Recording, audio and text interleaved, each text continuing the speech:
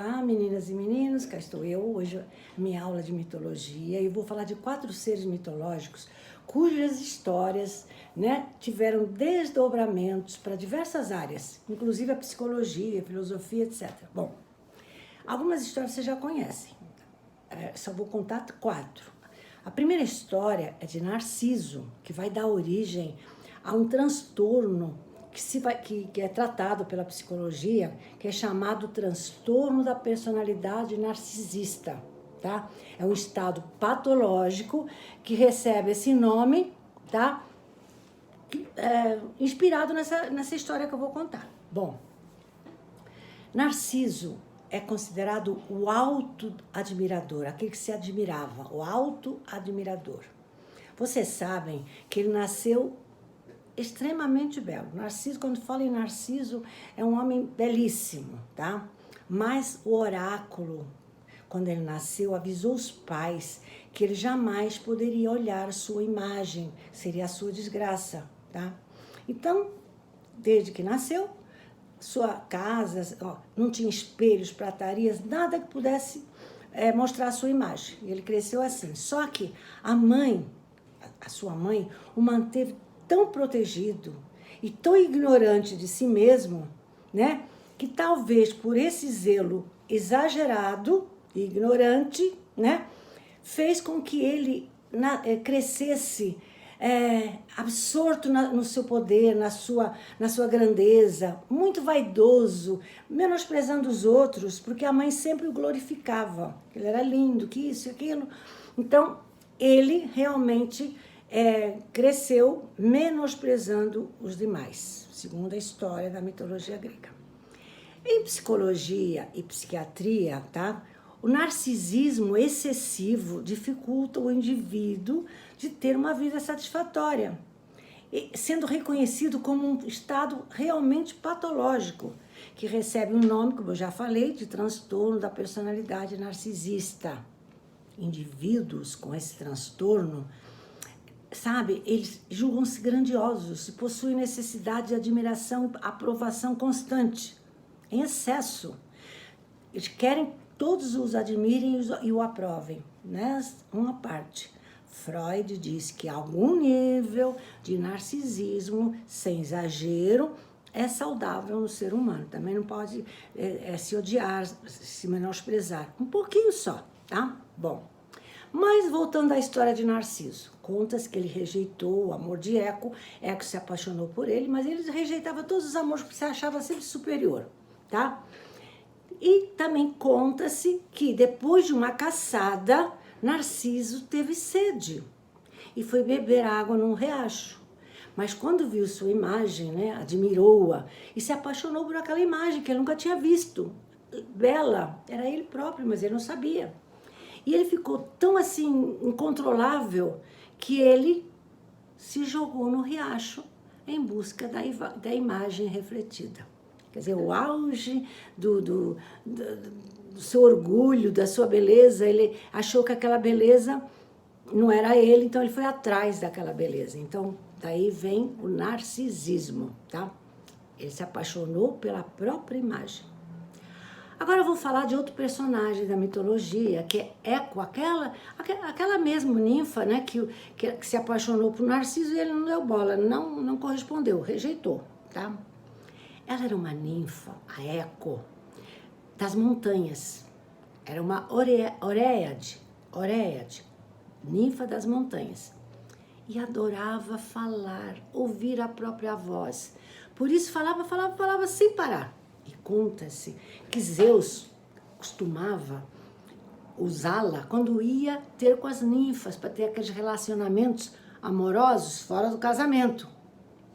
Então fazia com que ela ficasse falando com Hera, tá? Para distraí-la e ela não fosse atrás para ver onde ele foi. E aí ele ia ter casos amorosos com as outras ninfas, deusas, etc, etc. Vocês sabem bem. Só que certa vez Hera se desconfiou. Disse assim, isso aí ela era muito inteligente, era uma deusa. Então, o que ela fez?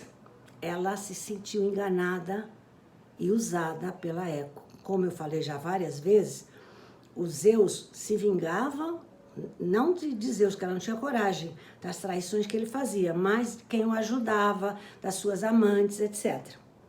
Bom, então, o que fez? Qual foi o castigo que a Hera deu a Eco? Ela não poderia mais conversar com ninguém, e sim repetir a última palavra que os outros proferiam. Quer castigo maior? Uma pessoa que gostava tanto de falar? Bom, e ela começou a sofrer muito essa nova condição dela. E vagava pelas montanhas, sempre muito triste, muito triste, muito triste. Meu Deus, eu não posso falar mais. O que aconteceu? Foi aí que numa dessas caminhadas pela montanha, ela viu Narciso. Não falei que ela se apaixonou por ele? E se apaixonou por ele. Narciso, quando se viu, ele estava andando pelas montanhas e se sentiu perseguido, mas não via ninguém. Então, quando ele viu, escutou passos, mas não via ninguém, quando ele estava andando pelas montanhas, o Narciso perguntou: tem alguém aí? Tem alguém aí? E o que escutou foi: aí, aí. Tem versões que dizem aqui, aqui. Depois, o que aconteceu? Ele se deparou de frente com a Eco. E ela, através de gestos, mostrou que estava apaixonada por ele há muito tempo. E ele entendeu os gestos, mas rejeitou na hora aquele amor como sempre fazia. Ela sofreu tanto com esse desprezo, que até pediu a Afrodite para matá-la. Eu quero morrer. Mas a Afrodite não fez com que ela morresse. Bom, e aí ela continua nas montanhas. O que vai acontecer? Olha só. Pan, o sátiro, isso é outro romance dela, da Eco.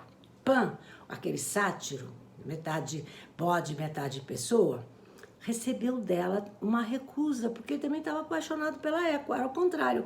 Pan estava apaixonado pela Eco e ela o recusou, com desdém. Então, conta-se que Pan se enfureceu tanto com o desprezo da Eco, sabe o que ele fez?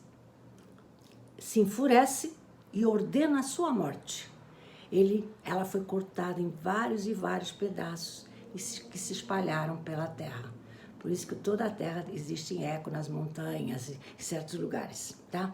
Então ela foi morta, cortada em pedaços, espalhada pelo planeta Terra. Acabou Eco.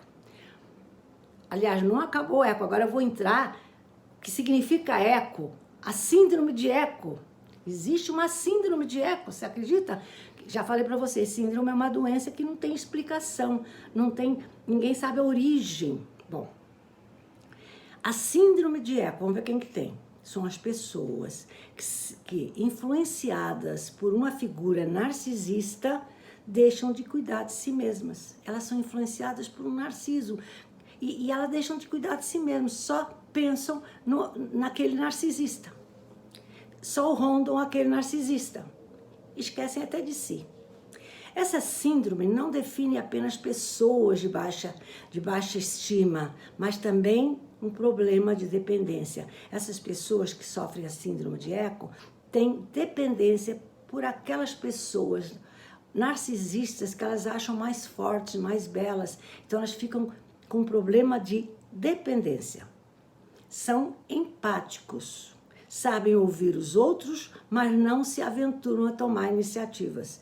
Isso são os que sofrem a síndrome de Eco.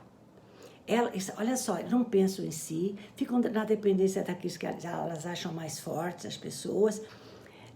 Elas sabem ouvir, mas não se aventuram a tomar nenhuma decisão, nenhuma iniciativa. Sabe por quê? Porque acham que vão incomodar os outros. Essa é a síndrome de Eco, que também tem que ser curada, tá? Agora, o segundo personagem da mitologia vai ser Adonis, também vocês já conhecem. É outro personagem mitológico, um jovem de grande beleza, que despertou o amor de Afrodite e Perséfone. Afrodite, a deusa do amor e da beleza, Perséfone é a deusa dos mortos, né? Casada com Hades. Tá? Quando cresceu, como a disputa continuava, desde criancinha, elas duas disputavam aquela beleza, que nunca viram ser mais belo. Então, desde que ele era criança, as duas disputavam o seu carinho, o seu amor. Então, Zeus estipulou que um terço do ano passasse com Afrodite e outro terço do ano passasse com Perséfone. Mas Adonis, conta-se que preferia ficar com Afrodite. Ele tinha preferência pela Afrodite. Então, o outro terço que sobrava, ele ficava sempre com Afrodite. Mas certo dia, o deus Ares, lembra do Ares? O amante da Afrodite? Então, ao ver que ela o estava atraindo com Adonis, que a Afrodite estava atraindo com Adonis, enviou um javali para matar Adonis. E o sangue que jorrou da ferida de Adonis transformou-se na flor chamada anêmona. Eu vou mandar essa flor. Adonis, descendo ao submundo, juntou-se com Perséfone. No inverno, mas na primavera, ele sempre voltava para a terra para juntar-se a Afrodite. Agora eu vou falar de outro personagem, Hermes, nome que significa marcador de fronteira, tá? Esse Hermes era filho de Zeus, já falei bastante sobre Hermes, aquele que inventou a lira, lembra que roubou o gado de Apolo? Bom, era filho de Zeus com a ninfa Maia. O caduceu, ou bastão, é o emblema de Hermes, que é um bastão com duas serpentes entrelaçadas. Hermes, em Roma, teve nome de Mercúrio. Era o deus mensageiro, aquele que levava as mensagens entre os deuses e os homens. Ele usava sandálias mágicas aladas que lhe conferiam agilidade e rapidez. Hermes é considerado irreverente, astuto e malandro. E entre seus feitos, como já falei, foi o inventor da lira. E ele também, outro feito importante, ele emprestou suas sandálias aladas a Perseu, que fez com que ele, o Perseu era um herói, fez com que Perseu derrotasse a Medusa, cortando-lhe sua cabeça. Ele voando, foi mais fácil cortar a cabeça de Medusa. Assim acabou a maldição que fazia virar pedra toda vez que essa Medusa olhava para alguém. Agora, vou falar de duas palavras que se originaram de Hermes. Hermenêutica e hermafrodito. Hermenêutica é uma filosofia que estuda a teoria da interpretação. É mais usada no direito, né? A hermenêutica, o hermeneuta ele faz a interpretação das leis. Então, é muito usado no direito. Bom, os advogados. Bom, o termo hermenêutica deriva de Hermes, a quem os gregos atribuíam a origem da linguagem da escrita. Hermes era o patrão da comunicação e do entendimento humano. Por isso que quem pratica a hermenêutica é um hermeneuta originário da palavra Hermes. E hermafrodito? Olha só, hermafrodito. Hermes, Afrodito, Afrodite. É a junção de Hermes com Afrodite. Quem era Hermafrodito? Era filho de Hermes com Afrodite. Muito lindo. Muito lindo. Conta-se que um dia ele estava se banhando num lago e apareceu a ninfa Salmacis, que se apaixonou perdidamente por ele. E tentou agarrá-lo. E ele fugiu do lago, se escondeu atrás de uma árvore. E esperou ela sair do lago. Quando achou que ela foi embora, ele de novo foi se banhar no lago.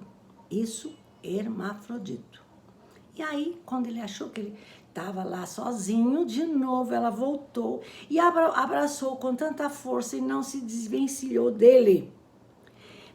E ela, por cima, invocou aos deuses para não separá-lo jamais. Pediu com tanta força que eles nunca mais foram separados. Formou-se assim um ser intersexo. Vocês sabem que tem crianças que nascem com os dois sexos, né? Então, terá que se fazer uma cirurgia, né? No início, tinha casos que assim que a criança nasceu, o pai ou a mãe decidiam qual o sexo que eu eliminar. Mas hoje é mais aceito, tanto pela medicina como pela sociedade, que essa cirurgia deve ser feita mais tarde, porque a escolha do desejo tem que ser da própria pessoa e não dos outros, tá? Gente, vou ficar por aqui. Espero que vocês tenham gostado. Beijo!